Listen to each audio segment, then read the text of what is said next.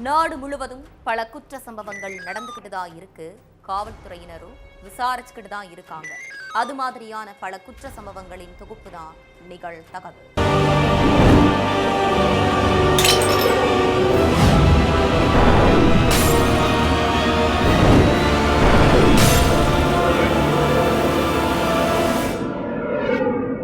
நிகழ்தகவு. சாலையில் நடந்து சென்று கொண்டிருந்த பெண் பாதி வழியில் பெண்ணை வழிமறித்து கத்தியால் குத்தி கொன்ற கொடூரம். செல்போன் நம்பரை ட்ரேஸ் செய்து கொலையாளியை பிடித்த போலீஸ். விசாரணையில் வெளியான பகீர் தகவல். சாலையில் நடந்து சென்ற பெண் யார்? அவர் கொலை செய்யப்பட்டது ஏன்? நடந்தது என்ன?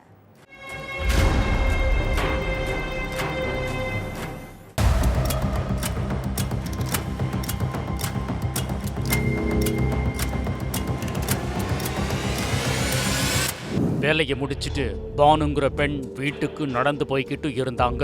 அப்போ பாதி வழியில அவங்கள வழிமறிச்ச ஒரு நபர் பயங்கரமா வாக்குவாதத்துல ஈடுபட்டிருக்காரு. அடுத்து அவர் மறைச்சு வச்சிருந்த கத்தியை எடுத்து கண்மூடித்தனமா குத்தி இருக்காரு.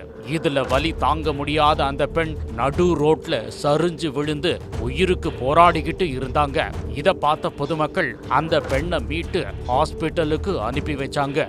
ஆனா அவங்கள பரிசோதித்த டாக்டர் பானு உயிரிழந்துட்டதா சொல்லிட்டாங்க. இந்த விஷயத்தை கேள்விப்பட்டு சம்பவ இடத்துக்கு வந்த போலீசார் கொலையாளி யாருன்னு கண்டுபிடிக்கிறதுக்காக விசாரணையில இறங்குனாங்க. முதல்ல பானுவோட செல்போனை கைப்பற்றின போலீஸ் அவங்களுக்கு யார்கிட்ட இருந்து அடிக்கடி கால் வந்திருக்கு, யார் லாஸ்டா கால் பண்ணியிருக்காங்கன்னு மொத்த டீடைல்ஸையும் எடுத்து பார்த்தாங்க. அதுல கபீஜுங்கிற நபரோட பேரு காட்டியிருக்கு. அதுக்கடுத்து நேரா கபீஜோட வீட்டுக்கு போயிருக்காங்க போலீஸா. ஆனா வீட்டுல யாருமே இல்ல. அடுத்து அவரோட செல்போன் நம்பரை ட்ரேஸ் பண்ணி பார்த்திருக்காங்க. அதை வச்சு நண்பர் ஒருத்தரோட வீட்டுல பதுங்கி இருந்த கபீஜ கையும் களவுமா பிடிச்ச போலீசார் அவரை கஸ்டடியில எடுத்து விசாரிச்சாங்க. பெங்களூரு கங்கொண்டனஹள்ளி பகுதியைச் சேர்ந்த கபீஜுக்கு ஏற்கனவே கல்யாணமாகி குழந்தைங்கெல்லாம் இருக்காங்க. ஆனா மனைவி கூட சந்தோஷமா வாழாத அந்த நபருக்கு அதே பகுதியைச் சேர்ந்த பானுங்கிற பொண்ணோட பழக்கம் ஏற்பட்டிருக்கு. பானுவுக்கும் திருமணமாகி 3 குழந்தைங்க இருக்காங்கன்னு சொல்லப்படுது. ஆனா அதையெல்லாம் மறந்த பானு கபீஜ் கூட ஜாலியா ஊர் சுத்திக்கிட்டு இருந்திருக்காங்க. அடிக்கடி கபீஜ வீட்டுக்கு கூட்டிட்டு போய் தனிமையிலையும் இருந்திருக்காங்க. கொஞ்ச நாட்கள் இப்படியே போய்கிட்டு இருந்த நேரத்துல 2 பேரும் பக்கத்துல இருக்கக்கூடிய பார்க்குக்கு ஒன்னா போயிருக்காங்க. அப்போ பானுவோட சொந்தக்காரங்க 2 பேரையும் ஒன்னா பார்த்துட்டு அவங்க பெற்றோர்கிட்ட சொல்லிட்டாங்க. இதனால பானுவ அவங்க சொந்தக்காரங்கெல்லாம் கண்டிச்சிருக்காங்க. உனக்கு 3 குழந்தைங்க இருக்கு, எதுக்கு இப்படி அவங்க கூட சுத்திக்கிட்டு இருக்க? உன் எதிர்காலத்துக்கு இது நல்லதில்ல. ஒழுங்கா திருந்தி கணவன் கூட நல்லபடியா வாழ்ற வழிய பாருன்னு புத்திமதி சொல்லி இருக்காங்க. இத கேட்டுக்கிட்ட பானு அதுக்கப்புறம் கபீஜ் கூட பேசுறத கொஞ்சம் கொஞ்சமா குறைச்சிக்கிட்டாங்க. அவரோட மொபைல் நம்பர், வாட்ஸ்அப், இன்ஸ்டான்னு எல்லாத்தையும் பிளாக் பண்ணிட்டாங்க. இத பார்த்து கடுப்பான கபீஜ் வேலைக்கு போயிட்டு இருந்த பானுவை தடுத்து நிறுத்தி, முன்னாடி மாதிரி ஏன் என்கிட்ட பேச மாட்டேங்கிற? உனக்கு என்னாச்சு? வீட்டுல எதுவும் பிரச்சனையா? நீ என் கூட கிளம்பி வந்துரு, நம்ம 2 பேரும் எங்கேயாவது போய் சந்தோஷமா வாழலான்னு சொல்லி இருக்காரு.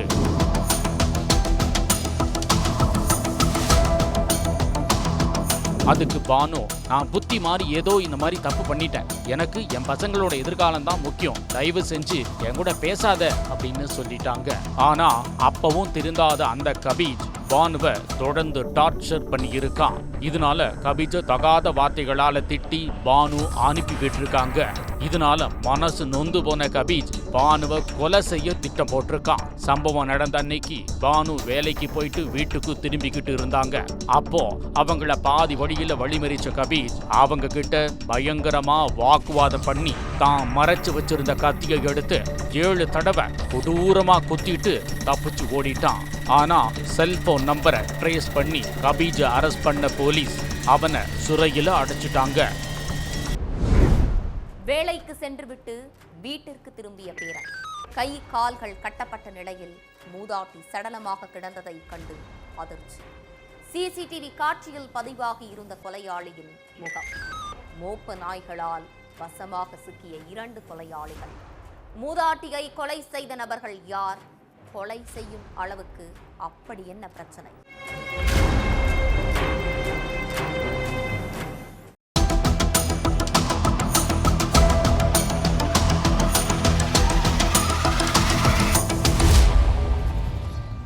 மதிய நேரம் வேலைக்கு போயிட்டு வீட்டுக்கு திரும்பி இருக்காரு பேரன் ஆதித்யா. அப்போ நடு வீட்டுல கைத்தால கை கால்கள் கட்டப்பட்ட நிலைமையில மூதாட்டி நிர்மலா தேவி சடலமா கிடந்திருக்காங்க. இத பார்த்து அதிர்ச்சி அடைஞ்ச பேரன் சடலத்தை கட்டி பிடிச்சு கதறி அழுது அக்கம் பக்கத்துல இருக்கிறவங்கள உதவிக்கு கூப்பிடுறாரு. அப்போ கடைக்கு போயிட்டு வீட்டுக்கு வந்த மருமகள் ரஞ்சனா கிட்ட பாட்டிக்கு என்ன ஆச்சுன்னு அவரு கேட்டிருக்காரு. அதுக்கு ரஞ்சனா, நான் கடைக்கு போயிருந்தேன், எனக்கு ஒன்னும் தெரியாதுன்னு சொல்லி இருக்காங்க.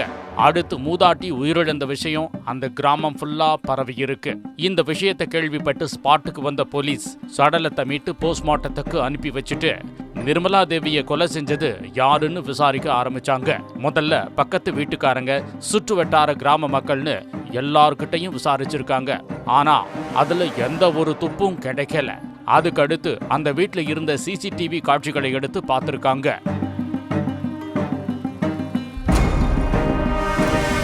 அப்போ மதியம் 2 மணியில இருந்து 4 மணி வரைக்கும் சிசிடிவி திட்டமிட்டு அணைக்கப்பட்டிருந்தது தெரிய வந்திருக்கு. அதுக்கடுத்து அதே பகுதியில் இருக்கக்கூடிய இன்னொரு சிசிடிவி காட்சியை எடுத்து பார்த்தப்போ பக்கத்து வீட்டில் இருக்கக்கூடிய ராஜன் சர்மா தன்னோட வீட்டில இருந்து ரஞ்சனாவோட வீட்டுக்கு போன காட்சிகள் பதிவாகி இருந்திருக்கு. இதனால போலீசாருக்கு ராஜன் சர்மா மேல சந்தேகம் ஏற்பட்டிருக்கு. அடுத்து கொலையாளிகளை பத்தி தடயங்களை சேகரிக்கிறதுக்காக போலீசார் மோப்ப நாய்கள் மற்றும் தடயவியல் நிபுணர்களை வர வச்சிருக்காங்க. அப்போ மோப்ப நாய்கள் நேரா ராஜன் சர்மாவோட பக்கத்துல போய் நின்னு இருக்கு. இதனால போலீசார் அவர்கிட்ட விசாரிச்சிருக்காங்க. அப்ப அவரு முன்னுக்கு பின் முரணா பதில் சொன்னதா சொல்லப்படுது. இதனால அவர்தான் கொலையாளின்னு உறுதி செஞ்ச போலீஸ் அவரை கஸ்டடியில எடுத்து விசாரிச்சாங்க.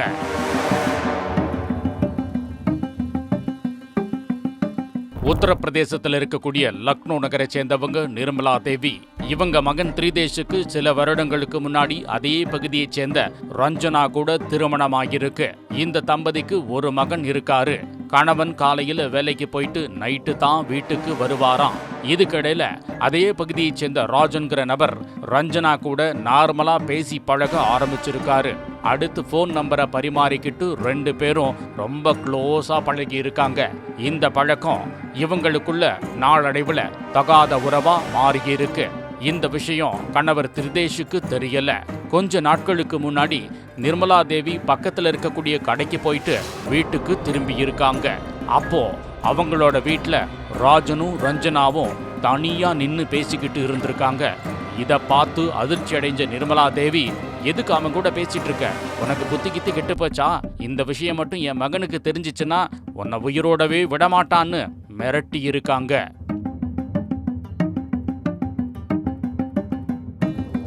அடுத்து மருமகள் ரஞ்சனாவை வீட்டை விட்டே வெளியே அனுப்பாம ரொம்ப ஸ்ட்ரிக்டா இருந்திருக்காங்க.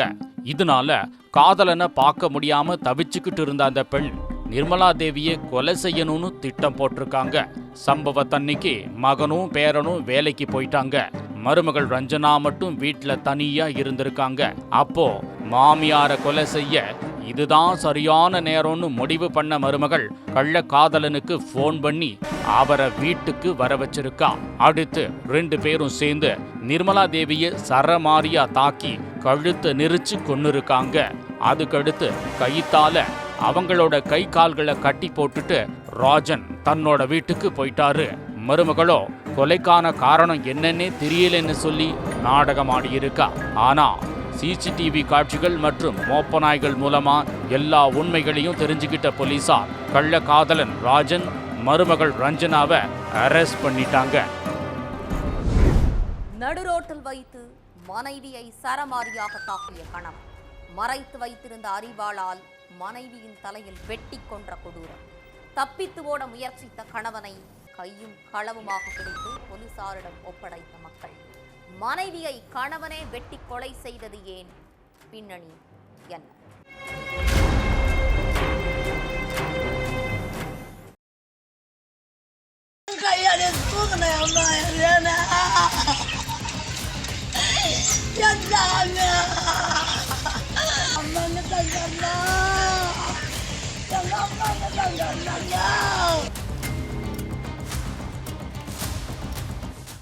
நைட்டு 8:30 மணி இருக்கும். கணவன் கோவிந்தனுக்கும் மனைவி ரேணுகாம்பாளுக்கும் பயங்கர சண்டை ஏற்பட்டிருக்கு.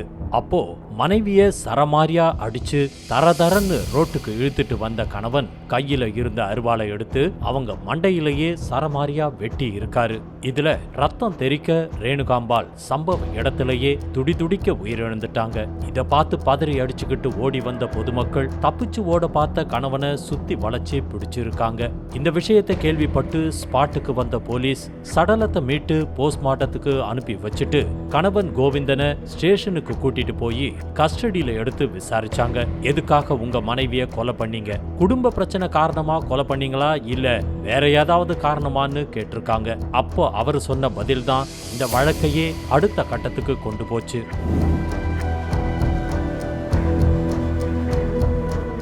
விழுப்புரம் மாவட்டம் திருவண்ணைநல்லூர் சின்ன செவலை கிராமத்தைச் சேர்ந்த கோவிந்தன் மினி பஸ் டிரைவரா வேலை செஞ்சுக்கிட்டு இருந்தாரு. இவருக்கு 18 வருஷத்துக்கு முன்னாடி ரேணுகாம்பாளுங்கிற பெண்ணோட கல்யாணம் ஆகியிருக்கு. இந்த தம்பதிக்கு 3 ஆண் குழந்தைங்க இருக்காங்க. கோவிந்தன் சம்பாதிக்கிற பணத்தை மனைவி கிட்ட கொடுத்து குடும்பத்தோட நல்லபடியா வாழ்ந்துகிட்டு இருந்திருக்காரு. ஆனா அவரு வேலைக்கு போனதுக்கு பிறகு சமையல் வேலையை கூட சரியா பார்க்காத மனைவி வாட்ஸ்அப், இன்ஸ்டான்னு ரீல்ஸை பார்த்துக்கிட்டு அதுலயே மூழ்கி போய் கிடந்திருக்காங்க. இது கணவனுக்கு சுத்தமா பிடிக்கல. இதனால வீட்டுக்குள்ள அடிக்கடி பிரச்சனை ஏற்பட ஆரம்பிச்சிருக்கு. கொஞ்ச நாட்களுக்கு முன்னாடி வேலைக்கு போன கணவன் ஏதோ ஒரு வேலை விஷயமா மனைவிக்கு போன் பண்ணி இருக்காரு.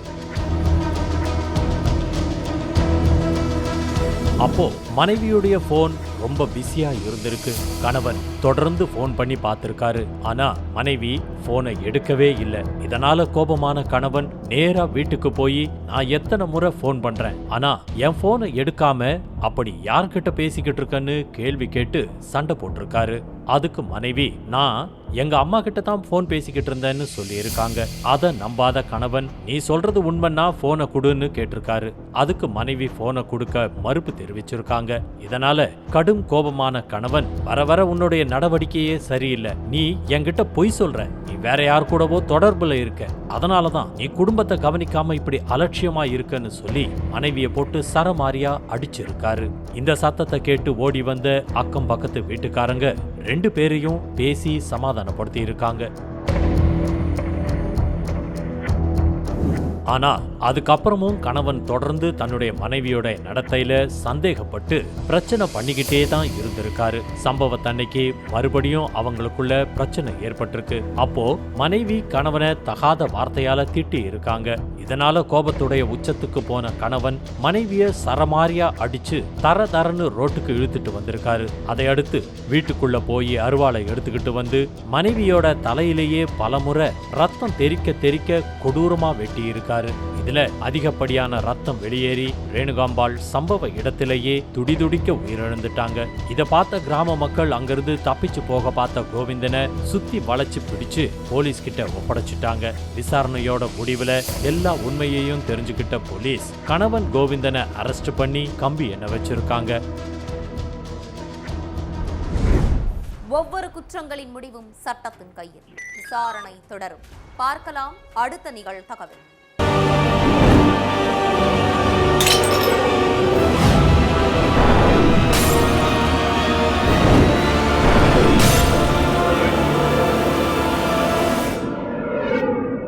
நிகழ்தகவு